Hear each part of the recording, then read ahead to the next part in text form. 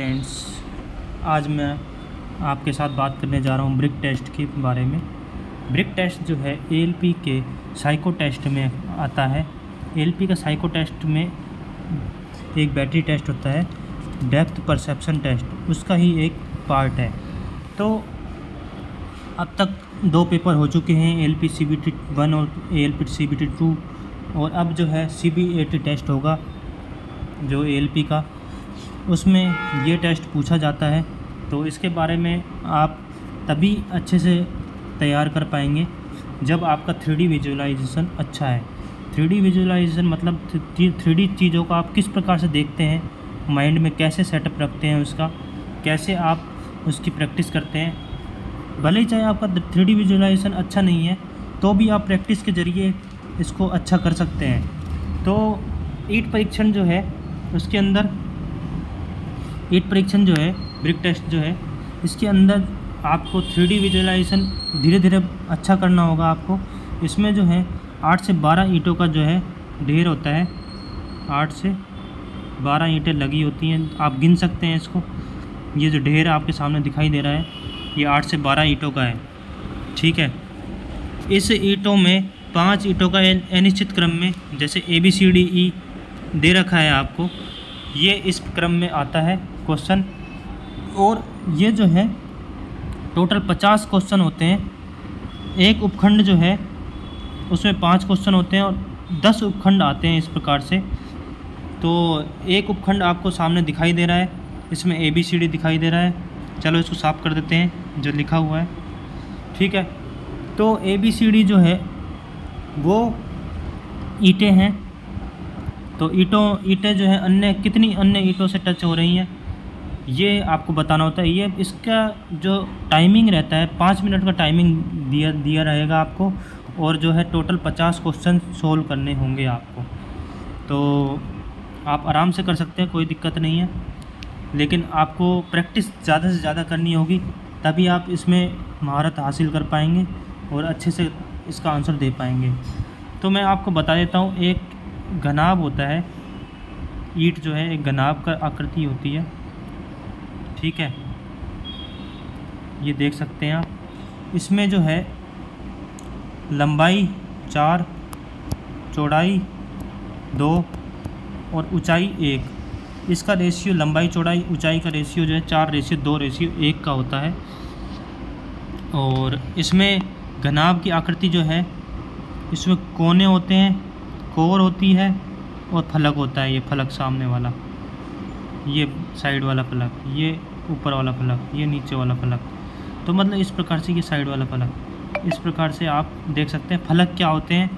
फलक एक लंबाई और चौड़ाई का जो क्षेत्रफल बनता है उसको फलक कहते हैं। ऐसे ही लंबाई और चौड़ाई का, ऐसे चौड़ाई और ऊंचाई का फलक है, ऐसे ही लंबाई और ऊंचाई का फलक है। तो टोटल आपको फलक जो हैं कितने होते हैं ये पता होना चाहिए, कोने कितने होते हैं ये पता होना चाहिए, और कोर कितनी होती है ये पता होना चाहिए। किनारे या कोर, कोने और फलक, ये आपको पता होना चाहिए कितने होते हैं एक उसमें ईंट में। तो ईंट में कोने जो हैं आपको मैं बता देता हूँ, कोने होते हैं 8 और फलक होते हैं 6, ठीक है। इसको लिख लीजिए साथ साथ।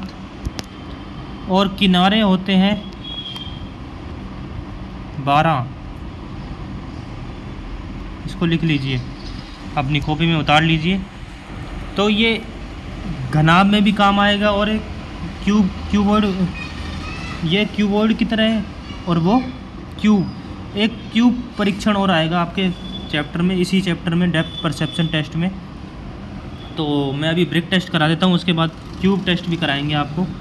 तो क्यूब टेस्ट में आपको 3D विजुअलाइजेशन कैसे पता लगेगा कि सही है या गलत है?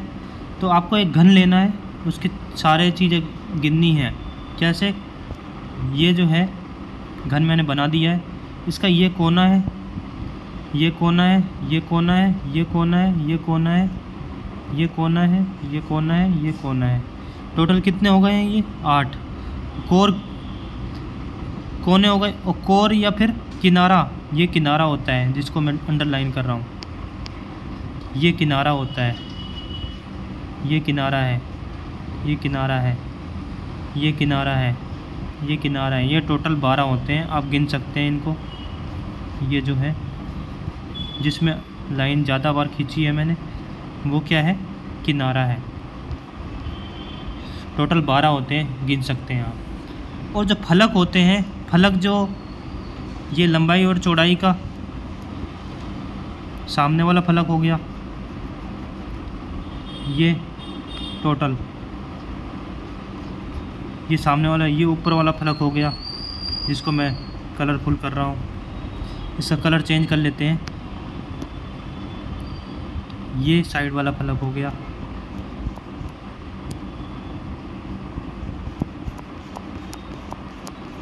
ठीक है। इस प्रकार से फलक और कोर और कोने आपको पता लग गए कितने होते हैं, ठीक है।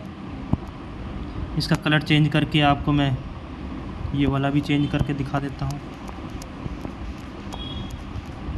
जैसे पासे में होते हैं ना फलक, उसी प्रकार से इसमें भी कर सकते हैं आप। ये वाला, ये टोटल 3 फलक हो गए हैं सामने जो दिखाई दे रहे हैं। इसके ऐसे ही अपोजिट में ये नीचे की तरफ, इसके इस साइड में और इसके पीछे की तरफ देख सकते हैं आप। कितने हो गए टोटल? 6 फलक हो गए। तो आपका 3D विजुअलाइजेशन सही हो रहा है, धीरे धीरे समझ आ रहा होगा आपको कि क्या चीज़ है, कैसे कैसे मैटर करती हैं यहाँ पर। तो आपको इसको हटा देते हैं हम। समझ आ गया होगा 4:2:1 का कैसे जो है ईंट बनी होती है, कितने रेशियो में होती है। और अब इसमें से अब क्वेश्चन जो है मैं आपको समझाने जा रहा हूँ। ये वाला जो क्वेश्चन आपको सामने दिखाई दे रहा है, तो क्वेश्चन सोल्व कैसे करना है। ए जो है ईंट कितने ईंटों से टच कर रही है, सिर्फ इसमें फलक देखने हैं आपको, कितने अन्य ईंटों से फलक टच कर रहे हैं। इस ईंट का फलक जो है, अब अलग अलग रंग से मैं दिखाता हूँ आपको। ये वाला फलक, ये एक फलक हो गया, ये दूसरा फलक हो गया, यहाँ तक है ये फलक, ये अंदर तक होगा ये फलक। 3D विजुअलाइजेशन के हिसाब से देख सकते हैं आप, ये अंदर तक होगा ऐसे, यहाँ तक। मतलब ये ईंट जो है यहाँ तक दिखाई दे रही है आपको, इस नीचे तक दिखाई दे रही है। हरी वाली ईंट जो है इसके नीचे यहाँ तक, मतलब इसके अंदर जाएंगे तो यहाँ तक दिखाई देगा। ये ऊपर वाला फलक उसके समानांतर है, हरा वाला फलक, ठीक है। अब ये समझ आ गया आपको, 2 फलक हैं इसके, 2 फलक हो गए जो टच कर रहे हैं। इसको हटा देते हैं हम। इसके कोने देखते हैं, कोने कौन से हैं। ये कोना है, ये वाला कोना है, ये वाला कोना है, ये वाला कोना है, ये वाला कोना है। अब कोना टच हो रहा है, इसको देखना नहीं है आपको क्वेश्चन में कि कोना ईंट के कोने से टच हो रहा है, नहीं देखना है, ये गिनना ही नहीं है आपको। आपको गिनना है सिर्फ फलक। तो फलक से